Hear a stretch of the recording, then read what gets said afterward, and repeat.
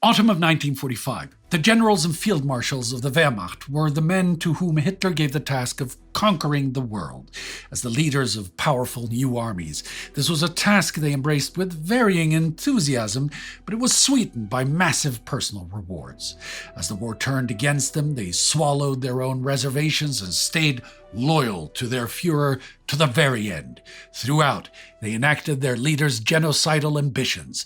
Now, they battle to escape execution. Those who survive will fight the Wehrmacht's final victorious battle, the battle to rewrite history.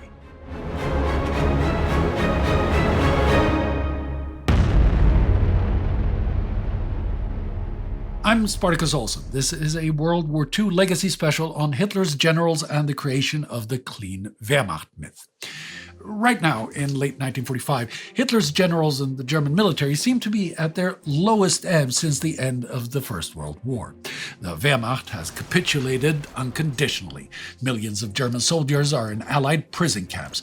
The leading generals and field marshals are awaiting trial for war crimes and crimes against humanity, and spoiler alert, many of them will be found guilty. Yet, these men will soon fight one of the best public relations campaigns in history, rehabilitating themselves and their force. From pariahs in 1945, they will become new prophets in 1955, looked upon by the Western powers as men of honor and as sage advisors in the Cold War with the Soviet Union. So, how do we get there, and how do the generals defend themselves in the dock? Let's start with the Nuremberg trials, which begin on November 20th. We will cover the International Military Tribunal in depth on this channel, so I won't spend a lot of time talking about the genesis, process, and outcome here, save where it impacts the topic at hand. What is important to note, though, is that during the proceedings, the complicity of the German Wehrmacht in the Holocaust and the other crimes of the Nazi regime is proven without a shadow of a doubt.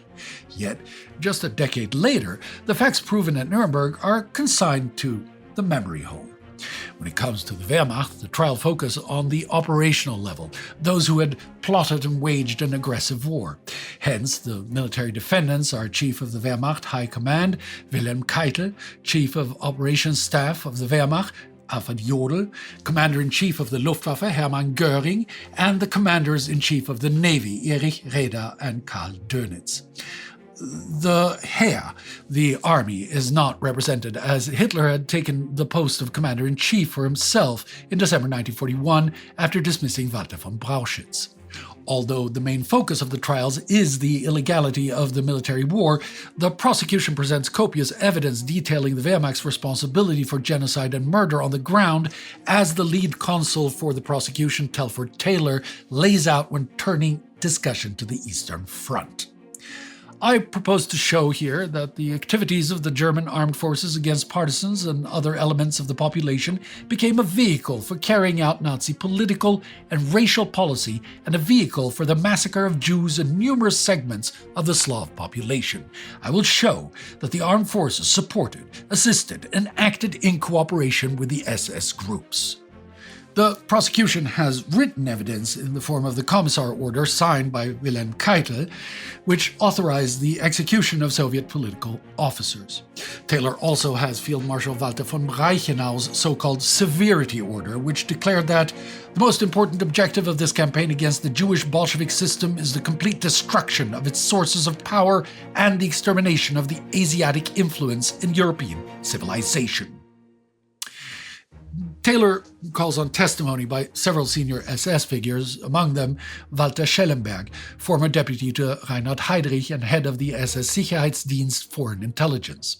Schellenberg confirms details of a March 1941 meeting between Reinhard Heydrich of the SS and Wehrmacht Quartermaster General Eduard Wagner, where they signed an agreement on future cooperation between the armed forces and the Einsatzgruppen.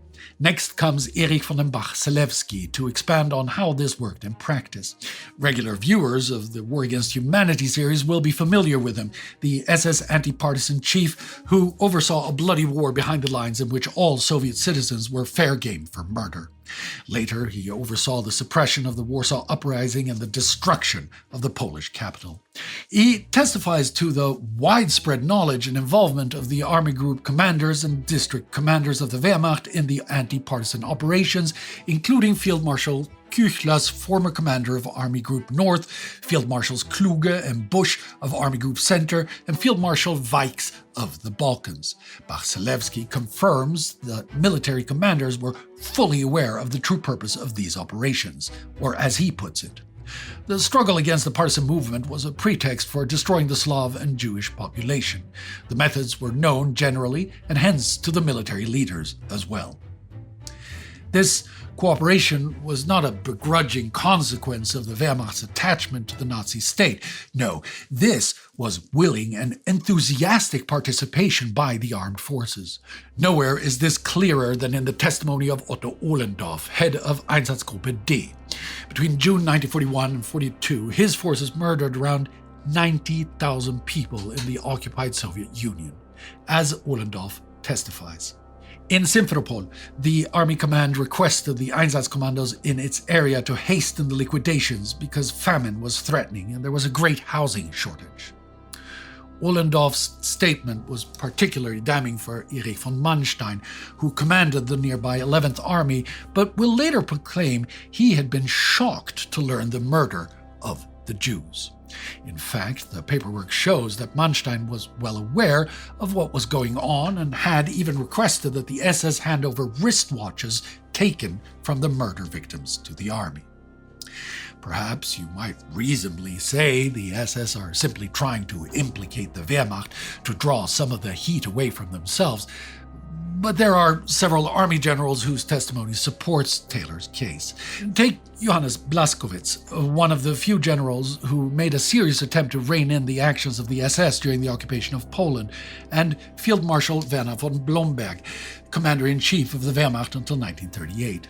They both sign affidavits declaring that virtually all general staff officers supported Hitler's war policies. On top of that, Heinz Rottiger, chief of staff of Army Group A, testifies that the Wehrmacht followed its orders to deliver Jews, political commissars, and partisans to the Sicherheitsdienst. He echoes Bach-Selewski's assertion that the armed forces well understood the true purpose of the anti-partisan war.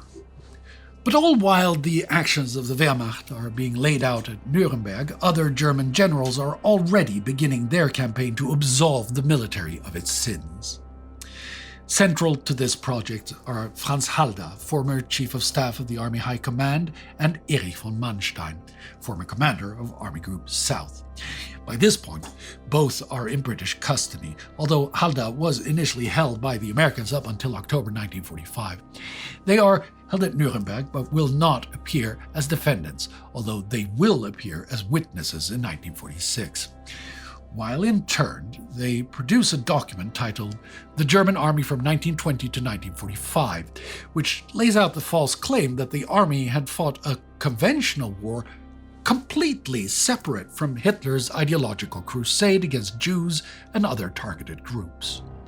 The impetus for sending this document comes not just from the generals themselves, but from William Donovan, head of the U.S. Office of Strategic Services, soon to become the CIA, who believes that the German generals and the German nation will be needed for fighting the next war against the Soviet Union.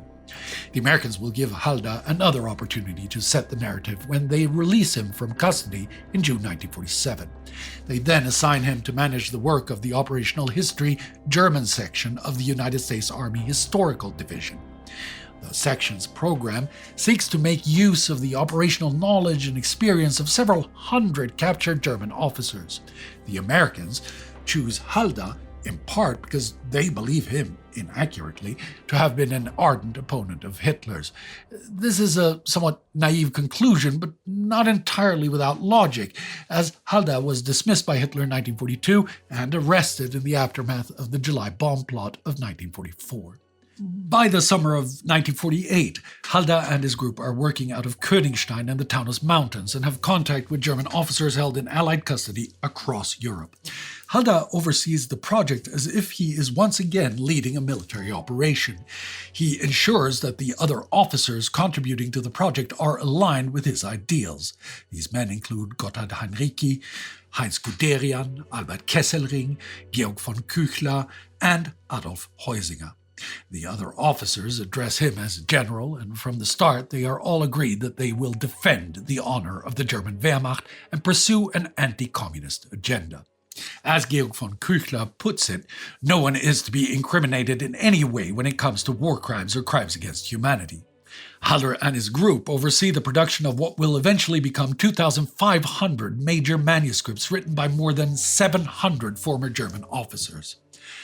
Halder's work forms the basis of the myth of the clean Wehrmacht. It portrays the Wehrmacht, and in particular the army, as victims of Hitler, a loyal force abused in the pursuit of his criminal policies. For the most part, the army wasn't aware of the full extent of these criminal policies, but where possible, they tried to stop them. And anyway, it was the SS that was responsible for the crimes. Halder also makes it clear that the Wehrmacht would have won the war if Hitler hadn't been such a meddling incompetent. It is this narrative that becomes the dominant one in the years to come, even as the Wehrmacht's guilt is demonstrated yet again at several post-Nuremberg trials. In May 1947, Albert Kesselring is sentenced to death by a British court in Italy for ordering the killing of 335 Italians in the Adiatine massacre of March 1944. This is soon commuted to life imprisonment after the intervention of former Prime Minister Winston Churchill, former Allied Commander-in-Chief in Italy, Harold Alexander, and the reluctance of the new Italian government to use capital punishment. Then, between July 1947 and October 1948, the U.S. runs 12 trials in their occupation zone of Germany, with Telford Taylor now elevated to chief prosecutor. The 7th and 12th of these trials deal with Wehrmacht generals. All in all, 21 men are found guilty of war crimes, including the execution of civilians, the deportation of civilians to the Nazi camp system, and the murder of POWs. The convicted men include several names you may be familiar with from the 6 years of coverage on this channel, such as Wilhelm List, Lothar Rendulic, Helmut Felmy, Wilhelm von Leeb, Georg von Küchler, Hermann Hoth, and Otto Wohler. Also among their number is the former head of the General Office of the Armed Forces, Hermann Reinecke, responsible for the deaths of approximately 3.3 million Soviet prisoners of war. According to Reinecke, in September 1941, the Soviet troops had lost all claim to treatment as an honorable opponent in accordance with the Geneva Convention. The convicted men received sentences ranging from 5 years in prison to life. While in prison, Kesselring, Küchler, and Rendulic continue working on Halder's project for the U.S. Army Historical Division. Yes, you heard that correctly. Convicted war criminals sentenced to decades or even life imprisonment helped write the history of the war for the U.S. Army. All of this is happening in a fast-changing international context. Soon, the Western Allied powers look at former Wehrmacht generals not as defeated enemies, but as potential allies against a new enemy, the Soviet Union. As these trials run on through 1947 and 1948, the rift between East and West deepens. First, the Western powers unite their zones of Germany into the bizone and then the trizone, the first steps towards a Western-aligned German state. In April 1948, the United States launches the Marshall Plan, which is a direct challenge to the spread of communism in Europe. All of this reaches a head in June when the Soviets blockade West Berlin in 1948 after the Western Allies introduced the Deutschmark. It is in this context that Erich von Manstein goes on trial in British-occupied Hamburg in May 1949. Accused of war crimes committed while commanding armed groups south, including the execution of Soviet commissars, complicity in the mass shootings of Jews, and coordination with the Einsatzgruppen. In the run-up to the trial, British society is already split on the matter, with many politicians, military leaders, and commentators believing that British and Western interests would be best served by drawing a line under the war crimes prosecutions and building a new relationship with a strong Germany.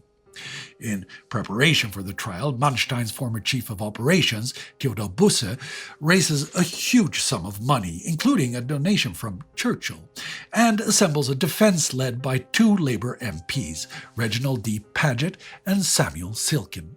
Significantly, Paget is a former naval officer and Silken is Jewish. The two men argue that when it came to shooting commissars, Manstein could not disobey orders, even if these orders were illegal. For his part, Manstein claims that he found the commissar order repugnant, that he had no idea as to the true mission of the Einsatzgruppen, and had received no reports of Jews being shot. Paget claims that Manstein and the German military as a whole had behaved with restraint and discipline in circumstances of unimaginable cruelty. Most reports to the contrary are Soviet propaganda. He declares that, for Germany, Manstein will never be a war criminal. He is a hero of his people and will remain one. In the end, Manstein is found guilty and sentenced to 8 years in prison in December 1949, but the field marshal continues to find significant sympathy in Britain. The journalist and military historian Basil Liddell Hart lobbies the press in Manstein's favor. Even the pacifist Bertrand Russell joins the cause, stating publicly that although Manstein probably deserved to be punished, the trial was inappropriate given the political situation. He points out that the various Allied war crimes had not been punished. He, too, notes that if Europe wants to stand up to the Soviet Union, it will need to cooperate with Germany. It is time to leave the past to history. With the birth of the Federal Republic of Germany in May 1949, the new West German state becomes a powerful advocate for clemency for the German generals. Chancellor Konrad Adenauer, the Catholic Church, veterans groups, the press, and the public all campaigned to absolve the sins of the Wehrmacht, former Nazis, and the German people as a whole.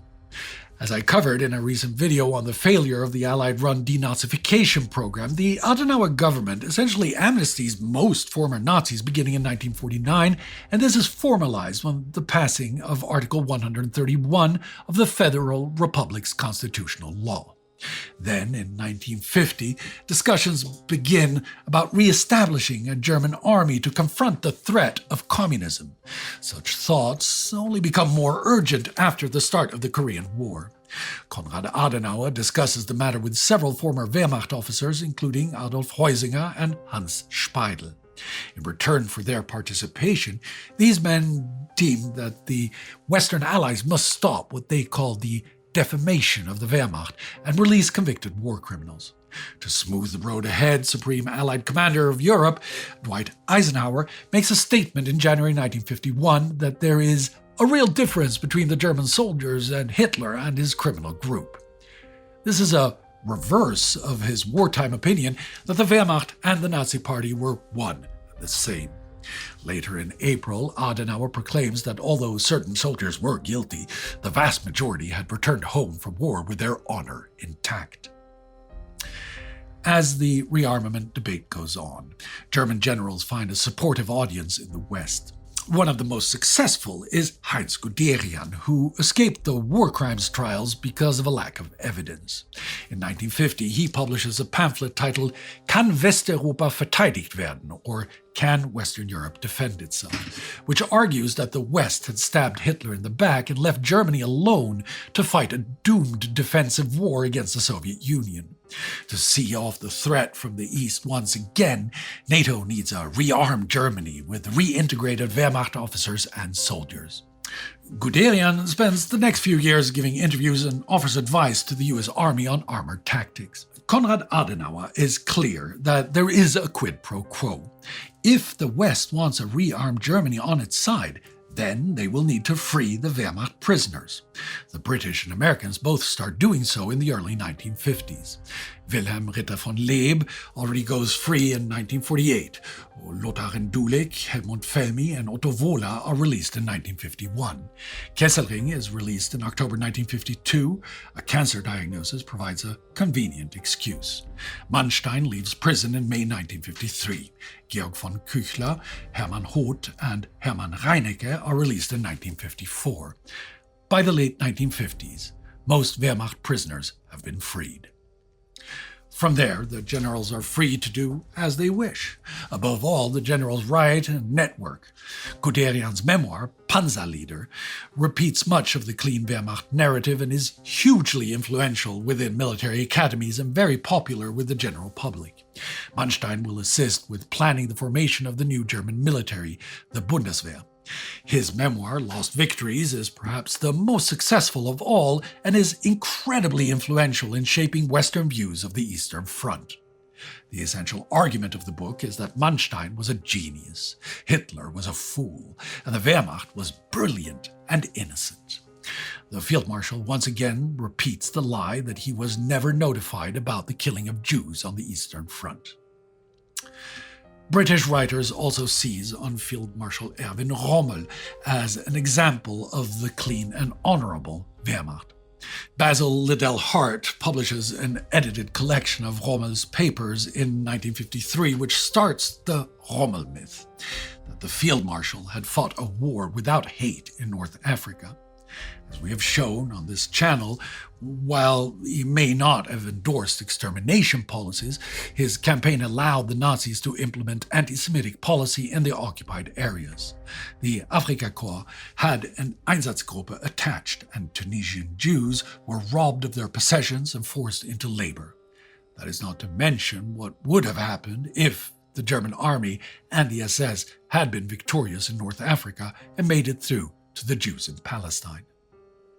Other German generals produced books, articles, and think pieces presenting a sanitized view of their wartime experiences and calling for a strong German military built around a core of Wehrmacht officers. Despite upholding the clean Wehrmacht narrative, some of them fall into close association with former SS officers. Halder continues his work with the U.S. Army Historical Association, receives the Meritorious Civilian Service Award from John F. Kennedy. He becomes the only German to be decorated by both Adolf Hitler and a U.S. president. Okay, SS rocket scientist Werner von Braun also gets medals from both, but by the time he is decorated in America, he is a U.S. citizen. Lower down the chain, Army officers, Luftwaffe pilots, and regular German soldiers churn out endless material on their wartime experiences, while sympathetic authors in the West echo the tone in novels, comics, and television shows. Waffen-SS officers and soldiers soon get in on the act, presenting themselves as an honorable pan-European army distinct from the Einsatzgruppen and the death camp troopers of the SS proper. This is the image that will endure of the Wehrmacht in Western academia until about the 1970s. By that point, a younger generation of German historians have begun to challenge the clean Wehrmacht. The turn towards social history, or history from below, will give new light to the experiences of ordinary German soldiers as opposed to generals. These studies will confirm the brutality of the racial war on the Eastern Front. For the German public, the Wehrmacht exhibition of 1995 is the essential turning point. In this traveling exhibition, the Hamburg Institute for Social Research will show graphic photos of the Wehrmacht committing or abetting war crimes. Lasting 4 years and visiting 33 German and Austrian cities, it launches a long debate and new soul-searching. The next year, over 1 million cables sent between the SS and Wehrmacht in the East and decrypted by the British during the war are released to the public, proving once again the Wehrmacht's complicity. Despite this, the sanitized image of honorable geniuses like Guderian, Manstein, and Hermann Hoth persists to this day in many popular perceptions of the war. In part, it is peddled by those looking for a good, simple story of flawed German heroes versus barbarian communist hordes. But it is also a favorite trope of those with sinister political motives.